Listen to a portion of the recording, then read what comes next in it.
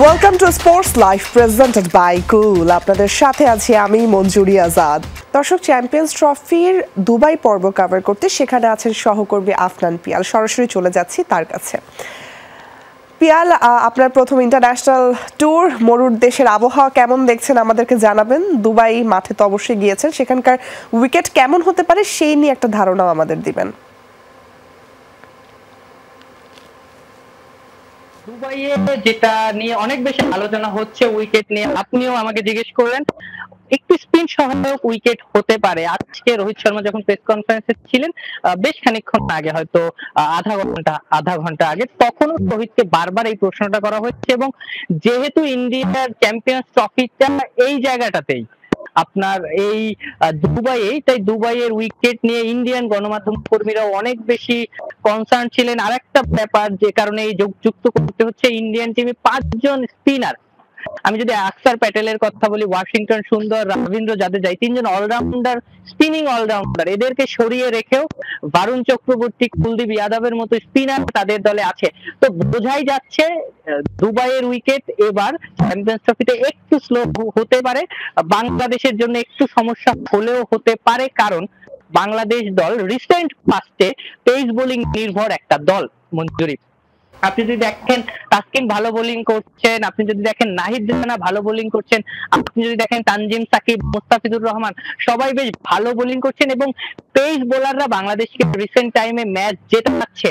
তাই বাংলাদেশ দল যে স্ট্র্যাটেজি নিয়ে পরিকল্পনাটা সাজাচ্ছে এবং তাদের স্ট্র্যাটেজিটা বলা যায় এই মুহূর্তে পুরো ক্রিকেট বিশ্বের কাছেই ওপেন। কেননা আজকে যখন বাংলাদেশ দলের প্রেস মিটটা হলো, তখনও ইন্ডিয়ান জার্নালিস্টরা প্রশ্ন করছিলেন বাংলাদেশের পেস বিপ্লব নিয়ে, বাংলাদেশের পেস বোলারদের নিয়ে। অর্থাৎ বোঝাই যাচ্ছে যে শুধুমাত্র ক্রিকেটাররাও না, অপোনেন্টের জার্নালিস্টরাও কিন্তু হোমওয়ার্ক করছেন বাংলাদেশ দলের শক্তিমত্তা নিয়ে। তো এই জায়গাটাতে বোঝা যাচ্ছে যে দুবাইয়ে হয়তো একটা স্পিনিং উইকেট আমরা দেখতে পারি। পিয়াল, একটু জানতে চাই বাংলাদেশ একাদশ নিয়ে কোনো ধারণা পেয়েছেন কিনা? স্পেশালি সবাই বলছে জাকের আলী বা তাওহিদ, এই দুজনের মধ্যে কাকে আসলে বেছে নিবে বাংলাদেশ? ধারণা বলতে মঞ্জুরি, আমার কাছে যেটা মনে হচ্ছে, হয়তো নাহিদ রানা আগামীকালের ম্যাচে নাও খেলতে পারবেন। কেন বলছি?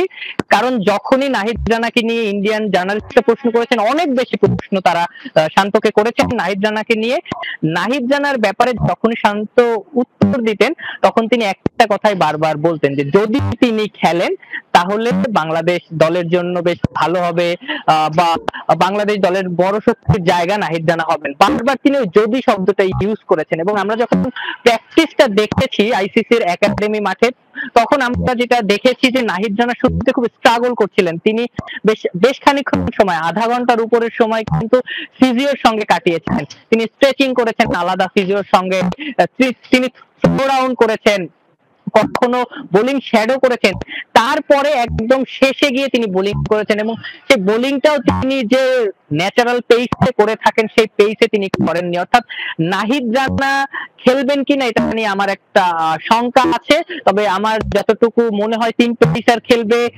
নাসুম আহমেদের খেলার একটা সম্ভাবনা আছে, যেহেতু ইন্ডিয়ান টিমে অনেক বেশি ডানহাতি ব্যাটার। তাওহিদ হৃদয় খুব সম্ভবত এই ম্যাচটা খেলছেন না। জাকের আলী, অনিক, মাহমুদুল্লাহ রিয়াদুল লোয়ার মিডল অর্ডারের জায়গাটা সামলাবেন, মুশফিকুর রহিম আছেন।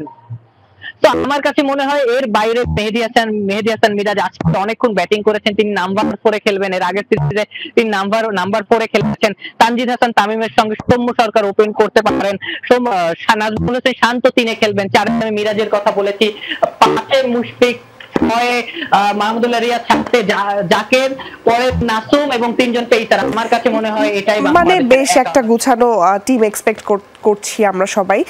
আমি আরেকটা বিষয় জানতে চাই, সেটা হচ্ছে ভারতের বিষয়ে একটা কথা আমরা প্রায় শুনি যে তারা সাধারণত অনুশীলনগুলোতে একটু বাড়তি সুবিধা পেয়ে থাকে।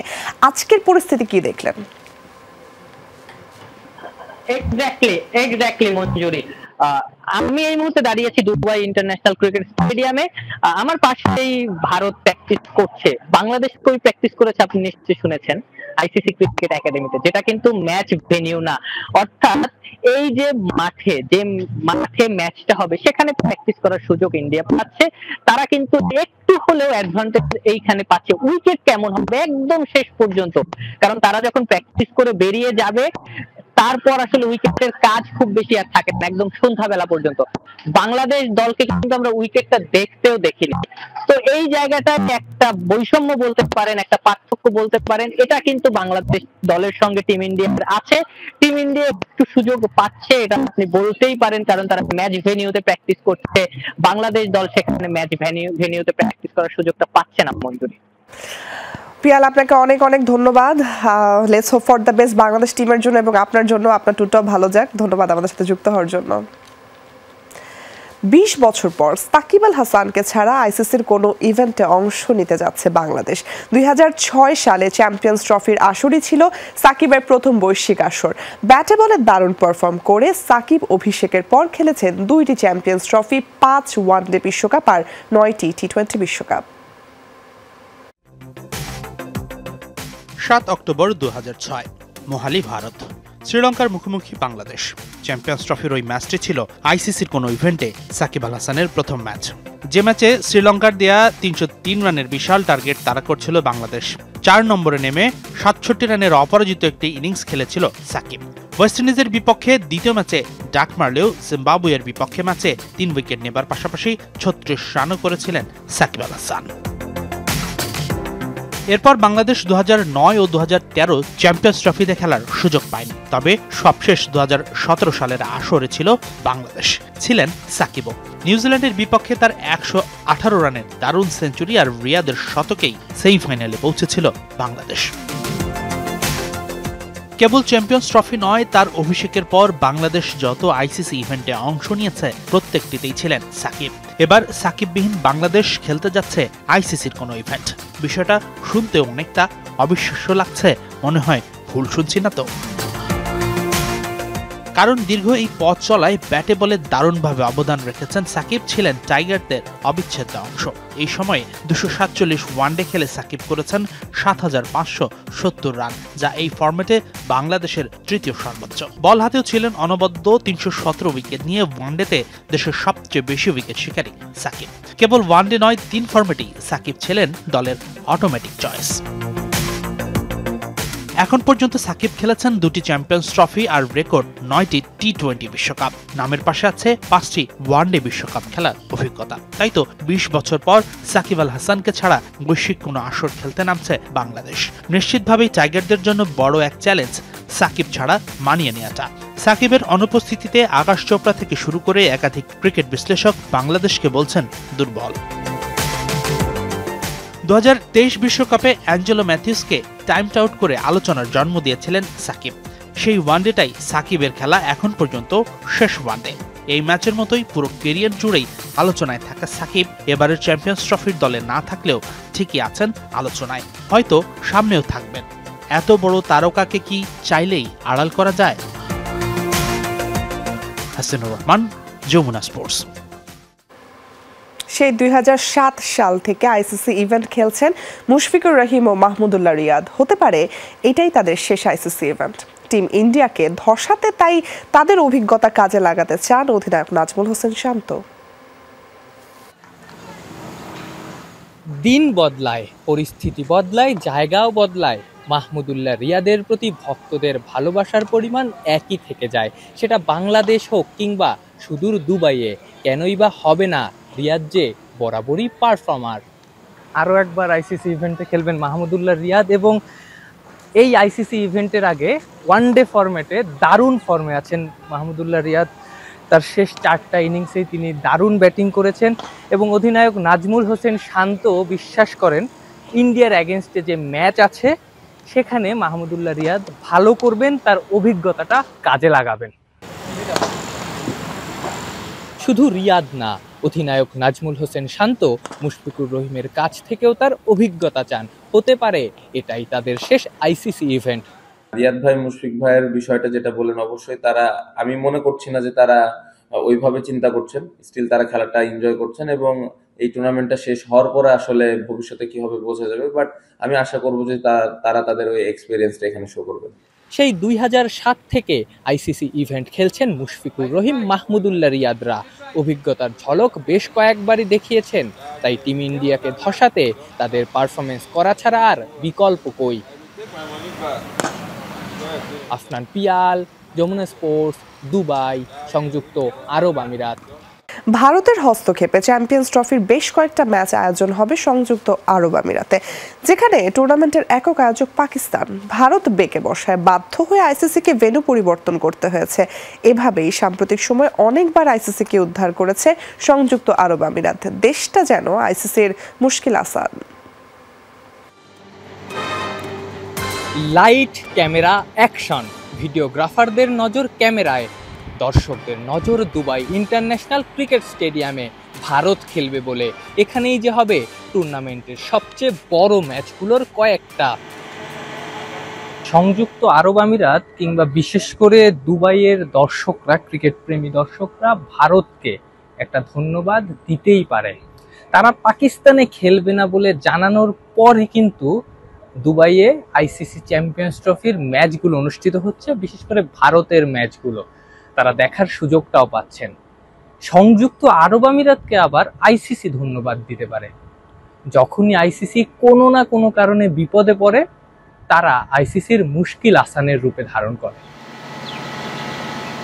ভারত বেঁকে বসায় এবারই প্রথম হাইব্রিড মডেলে আইসিসি ইভেন্ট হচ্ছে। তবে আইসিসির মুশকিল আসানের ভূমিকায় সংযুক্ত আরব আমিরাতের ভূমিকা এবারই প্রথম না। এই তো গত বছর টি-20 বিশ্বকাপের কথাই ধরা যাক। টুর্নামেন্টের আয়োজক ছিল বাংলাদেশ ক্রিকেট বোর্ড। রাজনৈতিক পট পরিবর্তনের কারণে অনেক দেশই বাংলাদেশে তাদের নাগরিকদের ভ্রমণ নিষেধাজ্ঞা দেয়। আইসিসি বাধ্য হয়ে ভেন্যু সরিয়েও নেয়। অল্প কদিনের নোটিসে আস্ত একটা বিশ্বকাপ আয়োজন করে ফেলে এমিরেটস ক্রিকেট বোর্ড। অবশ্য টুর্নামেন্টের আসল হোস্ট বাংলাদেশই ছিল। 2022 এশিয়া কাপেও অনেকটা তাই। দেউলিয়া হয়ে যাওয়া শ্রীলঙ্কায় এশিয়ান শ্রেষ্ঠত্বের লড়াই আয়োজন করা সম্ভব হয়নি। সেই টুর্নামেন্ট আয়োজন হয় ইউএইতে। 2021 টি-20 বিশ্বকাপও আয়োজন করতে পারেনি ভারত। সেই আসরের পর মাঠে গড়ায় ইউএই এবং ওমানে। কোভিড বাস্তবতায় সে বছরের আইপিএলও আয়োজন করা হয় সংযুক্ত আরব আমিরাতে। বিকল্প ভেন্যু হিসেবে সংযুক্ত আরব আমিরাত বছরের পর বছর ধরে আইসিসিকে বাঁচিয়ে আসছে। এক সময়ের পাকিস্তান কিংবা এখনকার আফগানিস্তানের হোম ভেন্যু সংযুক্ত আরব আমিরাত। প্র্যাকটিস ফ্যাসিলিটিস ভালো হওয়ায় কাউন্টি দলগুলো প্রতি বছরই এখানে ক্যাম্প করে। এশিয়ায় খেলতে আসার আগে ইংল্যান্ড, অস্ট্রেলিয়াও হাঁটে একই পথে। তাই বছরের পর বছর ধরে আইসিসির এক প্রকার মুশকিল আসান সংযুক্ত আরব আমিরাত। আফনান পিয়াল, যমুনা স্পোর্টস, দুবাই, সংযুক্ত আরব আমিরাত। এখনো পুরোপুরি শেষ হয়নি বিদ্রোহী 18 নারী ফুটবলারদের সাথে হেড কোচ পিটার বাটলারের দ্বন্দ্বের ইস্যুটি। সংকট নিরসনে বাফুফে এখনো কাজ করে যাচ্ছে বলে মন্তব্য করেছেন সাফজয়ী নারী দলের head of delegate Tipu Sultan. এদিকে একাধিক চিঠি আদান প্রদানের পর অবশেষে 32 সদস্যের নারী দলকে সম্মাননা জানানোর সিদ্ধান্ত নিয়েছে সংস্কৃতি বিষয়ক মন্ত্রণালয়। অবশেষে কেটেছে ধোঁয়াশা। 21 পদক প্রদান অনুষ্ঠানে 11 ফুটবলার নয়, বরং পুরো 32 জনের দলকে জানানো হয়েছে আমন্ত্রণ। বাফুফের সাথে একাধিক চিঠি আদান প্রদানের পর এই সিদ্ধান্ত নেয় সংস্কৃতি বিষয়ক মন্ত্রণালয়। প্রধান উপদেষ্টার কাছ থেকে পুরস্কার গ্রহণের জন্য অধিনায়ক সাবিনা খাতুন ও দলের বিকল্প একজন ফুটবলারের নাম পাঠানো হয়েছে মন্ত্রণালয়ে। জীবদ্দশায় 21 পদক, স্বাধীনতা পদক, এটা একটা বিশাল অ্যাচিভমেন্ট এবং বিশাল পাওয়া। তাই আমরা হয়তো বা 32 জন ফুল কন্টিজেন্ট পাচ্ছে এই কারণে যে 32 জনেও গর্বিত, রাষ্ট্রের কাছে গর্বিত। 21 পদক প্রদানের বিষয়ে ধোঁয়াশা কাটলেও এখনও সংশয় কাটেনি বিদ্রোহী নারী ফুটবলারদের ক্যাম্পে ফেরা নিয়ে। কদিন আগে নারী উইংয়ের চেয়ারম্যান মাহফুজা আক্তার কিরণ 18 ফুটবলারের ক্যাম্পে ফেরার বিষয়ে ইতিবাচক কথা বললেও টিপু সুলতান বলছেন সংকট নিরসনে কাজ করে যাচ্ছে বাফুফে। মেয়েরা ট্রেনিংয়ে ফিরবে, বাট এখন ফিরবে না। ওরা আমাদের ক্যাম্প বন্ধ হয়ে যাবে 24 তারিখ থেকে। আমরা আরব আমিরাতে যাব, এক ফিফা উইন্ডো বলেন সেটা খেলার জন্য। ওরা ব্রেকে যেতে চাচ্ছে, তো এটা ওদের জন্য একটা ব্রেক হবে। ওরা ব্রেকে যাবে, তারপরে ওরা ক্যাম্পে ফিরে আসবে। জটিলতা নিরসন করেই কিন্তু একটা আশার স্বপ্ন দেখা যায়। আমার মনে হয় যে খুব বেশি একটা জটিলতা মনে হচ্ছে, আবার ছোট জটিলতাও না। দুইটাকে ভেদ করে আমি মনে করি যে এটা পজিটিভ হওয়ার সম্ভাবনা খুব বেশি আছে এবং হয়েও যাবে, একটু সময়ের ব্যাপার আমার মনে হচ্ছে। বিদ্রোহ করা 18 ফুটবলারের মধ্যে 16 জনই নারী সাফজয়ী দলের সদস্য। তাদের উপস্থিতি ও অভিজ্ঞতা দলের জন্য বাড়তি অনুপ্রেরণা বলে মনে করেন টিপু সুলতান। সাবিনারা যথেষ্ট এক্সপেরিয়েন্সিভ তাদের আছে, মাসুরা আরও সিনিয়র লেভেলের যে মেয়েগুলা এক্সপিরিয়েন্স তো অবশ্যই, এটা অস্বীকার করার কিছু নাই। এর মধ্যে কোনো সিদ্ধান্ত আরও নতুন করে চলে আসতে পারে বা তারা একতা হয়ে গেছে, এই ধরনের চমকও আসার সম্ভাবনা রয়েছে। 24 ফেব্রুয়ারি সংযুক্ত আরব আমিরাতের উদ্দেশ্যে 2টি ম্যাচ খেলতে ঢাকা ছাড়বে নারী দল। 26 ফেব্রুয়ারি ফিফা আন্তর্জাতিক প্রীতি ম্যাচের পাশাপাশি 2 মার্চ একটি প্রস্তুতি ম্যাচ খেলবে পিটার বাটলারের দল। নাসিফ শুভ, যমুনা স্পোর্টস, ঢাকা। দর্শক, এই ছিল আজকের স্পোর্টস লাইভে। এতক্ষণ সাথে থাকার জন্য সবাইকে ধন্যবাদ। আল্লাহ হাফেজ।